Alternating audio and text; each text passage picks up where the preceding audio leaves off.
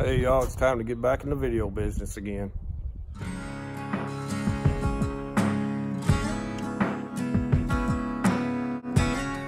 Thanks. Let me sit you up here. See if we can get this camera to stay. Okay. All right. The last video that I done maybe 2 months ago, I was out tractor shopping. I done a 3-part series on some places I was going to look for tractors. And I've been all over Kentucky looking for tractors. I've been to all over Western Kentucky, Central Kentucky, Northern Kentucky. I just couldn't find what I wanted. You know, a tractor's a big investment, so I wasn't going to just take anything just because it was. I was very careful about my shopping for what I was needing.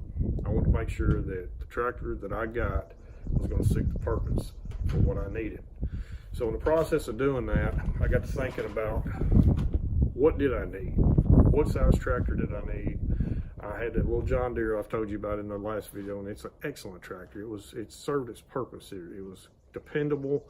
It never let me down, but I just outgrowed it. So it was time to move on.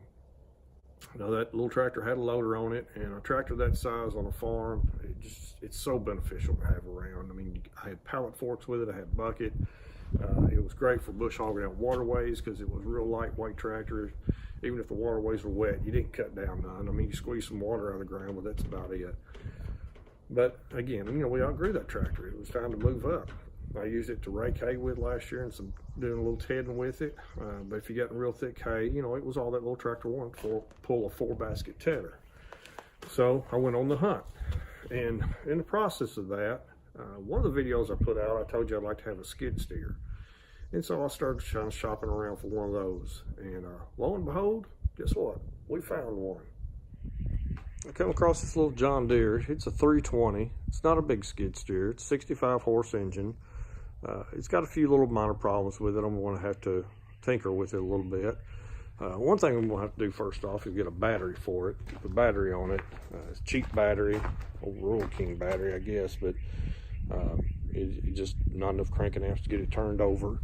So we're going to put a new battery on it, and I've got a hydraulic leak underneath the seat. I'm going to have to lift the cab up on it and go in and find exactly where it's at. And it supposedly had a new hydraulic motor put in it, and I'm hoping all it is some of the probably the line connections just wasn't put on good, or maybe the O-ring was damaged putting them on. But anyway, we're going to use this to load square bales, or unload square bales I should say, and then stack them in a barn.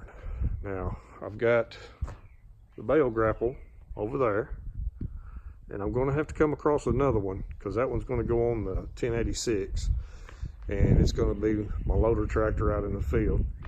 And then this one here, like I said, we're going to take it and we're going to use it around the barn to unload wagons and trucks and stack hay inside. I'll go in a little bit more depth on what plans I have for that a little closer to time. But that's not all that we bought. So while I was shopping around, I come across this little International case. It's a 1985 model. It's a Case IH 485, 53 engine horsepower, 43 PTO.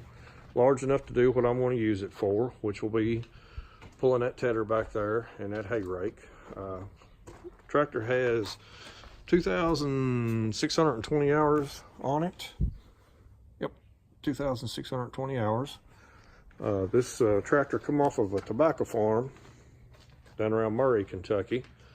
All it was used for all of its life was to pull scaffold wagons. Now with the paint job on this, it has been repainted. Case IH red does not hold its color very well, left out in the sun for extended periods of time. The second owner repainted the tractor 3 years ago, and he liked the paint job so well that he put it in a barn, and he said in 13 years of using his tractor, he only put 400 hours on it. And like I said, all it was used for was pull scaffold wagons. After he had it painted, he didn't want the paint scratched up. He had several other tractors he used out on the farm, so he put this one in a barn, and it was taking up space. So I found it on the internet, called him, and next thing I know, I'm the proud owner of a 1985 International Case 485. This is a 1983 case.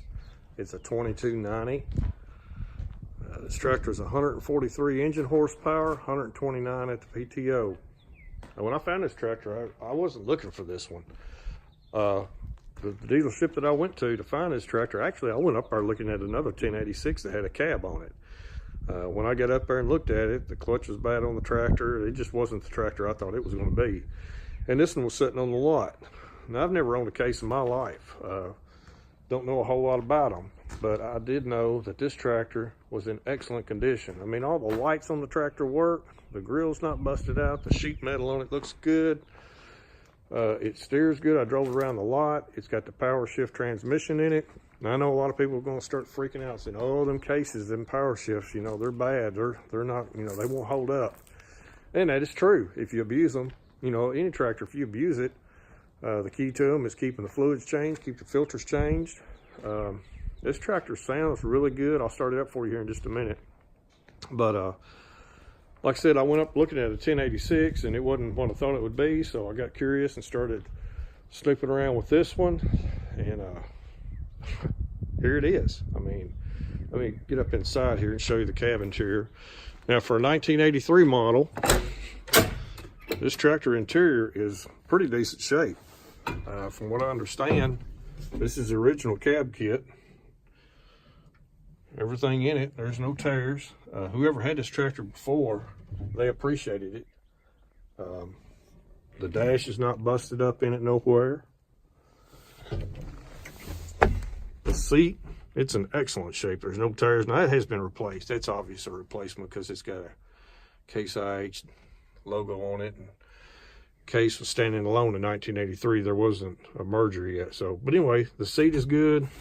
The armrests come up and down in it. From what I understand, these panel pieces, they used to get broke out and busted out a bunch. As you can tell, all this one's in really good shape. This tractor has got 7,089 hours on it. Now, that's not the best in the world, but this is going to be a high-end tractor.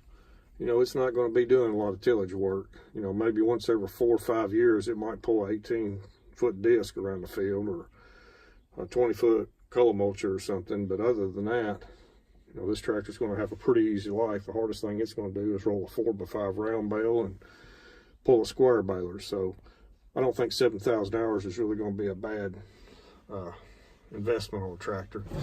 And like I said, you know, all the glass is good. None of it's cracked. I just don't think this tractor's been abused a bit. Now, again, I've never owned a case. It's going to take a little getting used to, but everything is right here at fingertip control. I mean, it's comfortable to sit in. You know, it's not a John Deere. It's not a New Holland. It doesn't have all the 21st century luxuries, but for what I use it for, I think it's going to serve my purposes just fine. It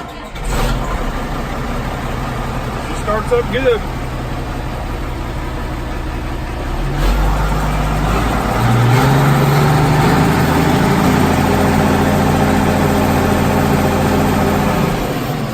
Tractor doesn't smoke any except for when you first start it. There's no blow by on it. Yeah, it's gonna be a good tractor. Let me shut this door. You can tell what it sounds like, you know, with the door open.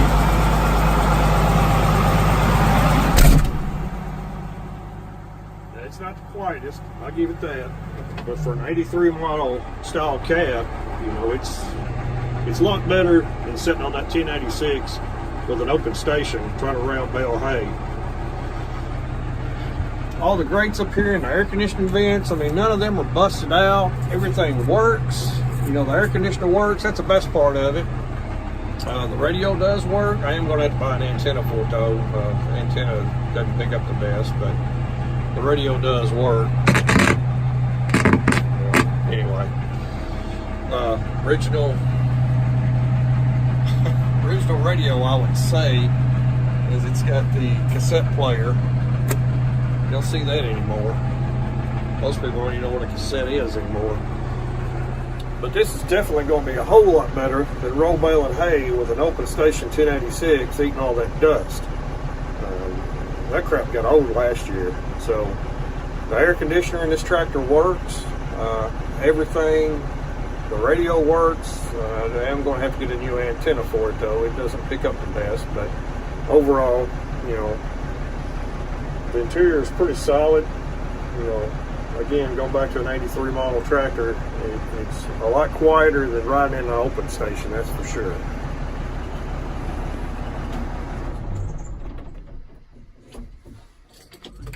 So that's what we've done.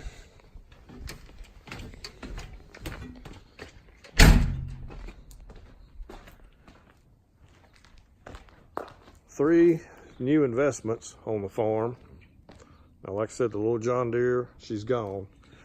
The 1086, we still got it. Right now, it's getting some hydraulic leaks on it fixed. It will be back probably within the next week or so.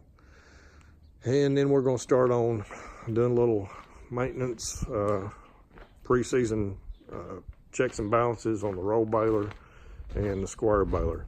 Now again, the 2290 is going to be my baling tractor, and this one here, the 485, it's going to be pulling the tedder and pulling the rake. So now our inventory is complete. We've got 2 tractors and a skid loader along with a 1086, so that gives us a total of 3. I believe all of our needs have been met for this hay season. I'll find out what these tractors are about. You know, obviously when we get them out in the field, I'm going to go through and change all the oil in them and change the filters and top off any coolant levels, anything that may need done, grease them up. But I believe I've got 2 solid tractors for what I am going to use them for. Nothing's perfect when you first bring them home, obviously, and it goes back to a story an older man told me a long time ago when I bought my first used tractor. He said, buying a used tractor is like getting a new wife. You just don't know what you got till you get her home. So we'll find out once the hay season kicks in if I've got good tractors or not. But anyway, I've covered a lot of ground. Since December, I've been, you know, on the road numerous times looking for what I wanted, because, you know, again, buying a tractor is a big investment, and I was not going to take the first thing that I come across. If you're going to spend money on something, get what you want. You know, get what's going to suit your needs, and it's worth shopping around. Both of these tractors here, I'm impressed. I'm tickled to death with them.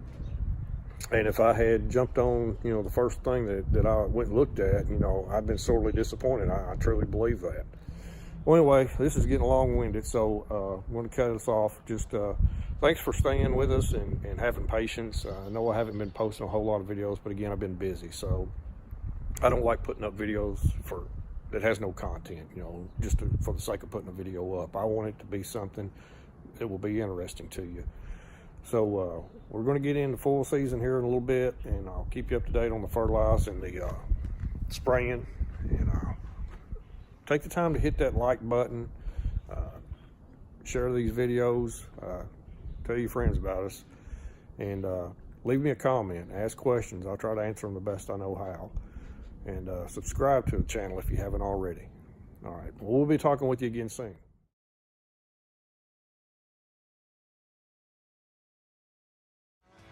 There ain't no doubt in my mind, country must be countrywide.